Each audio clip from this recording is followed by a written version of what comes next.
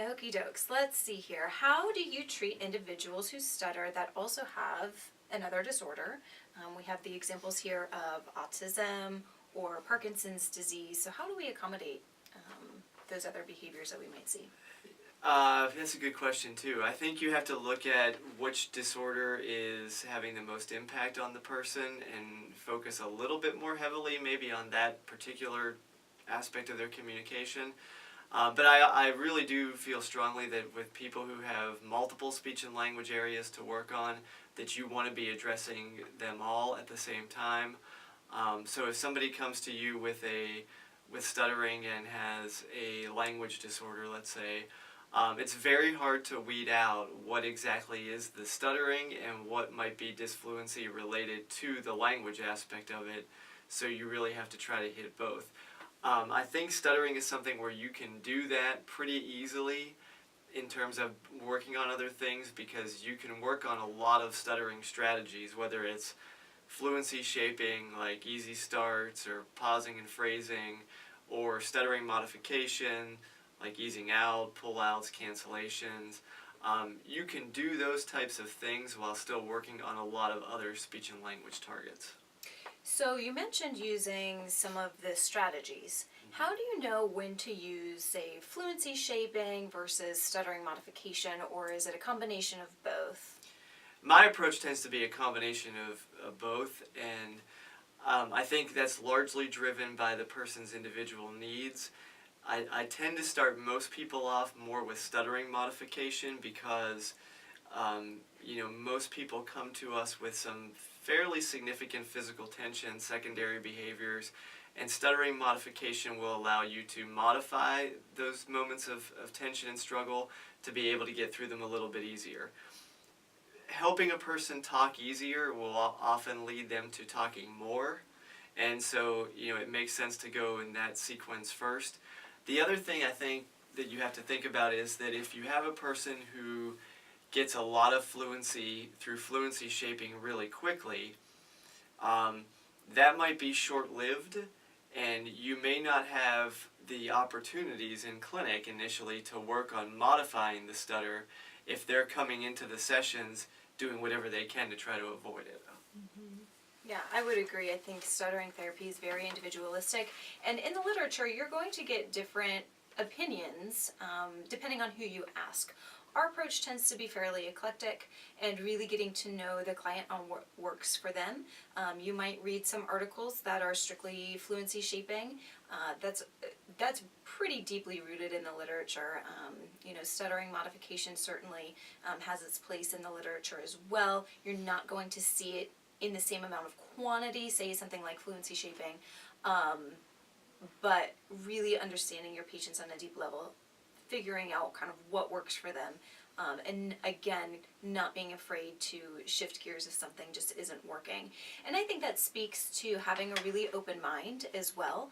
We can't get so locked into just fluency shaping or just stuttering modification without considering different paths. That makes us a well-rounded clinician, and it really helps our clients get to where they need to be.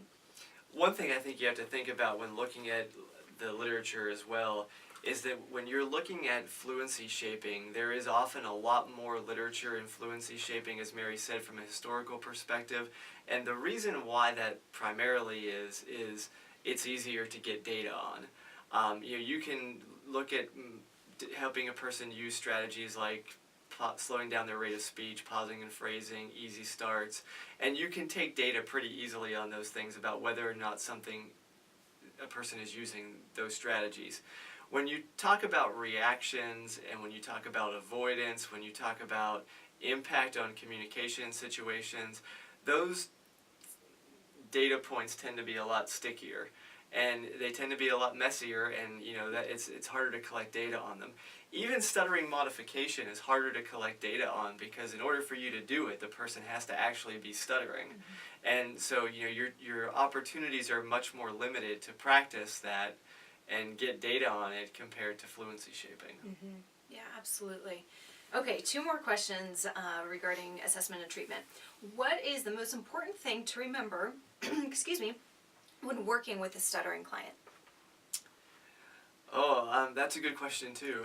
I think you have to remember that if you're working with a person who stutters, it's highly individualized.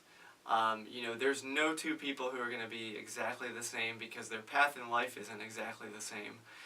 I think you have to really allow yourself as a clinician to be flexible, and I also think you have to allow yourself to be patient and understanding that it's not like other things that we do where we look to eliminate it necessarily, particularly as kids get older.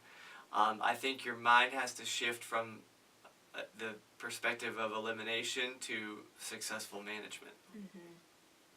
Yeah, I agree. I think not being afraid to go on that journey with the client, to go deep, to target emotions and reactions, which is a huge part of how we help our clients successfully manage their stuttering. It's not just about those surface level characteristics or what we see on the tip of the iceberg, but to really think about what's under the surface and helping them manage some of those things as well, looking at our client very holistically.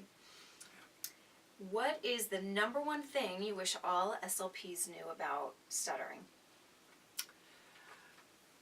There's a lot of things that I wish SLPs knew about stuttering. If I had to pick one, I would say that that's the importance of working on the impact and the reactions.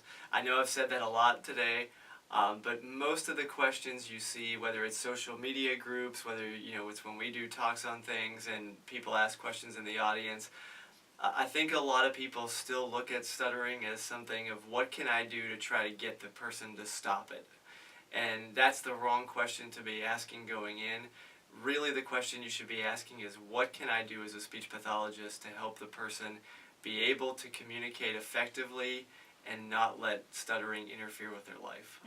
I think as a tendency among a lot of SLPs, we want to fix the communication disorder. We want the speech sounds to be resolved and them to graduate from therapy.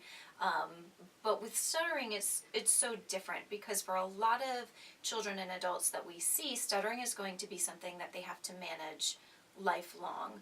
So as Craig said, it really is a paradigm shift in the way we think about this population compared to the other maybe typical speech and language kiddos that we see. So it becomes much more about management, about counseling, and about advocating for our clients and to help them become not perfect communicators, but confident communicators. And I think if we can help a client reach the level where they can confidently communicate whether or not they stutter, we will have had a successful therapy journey with them.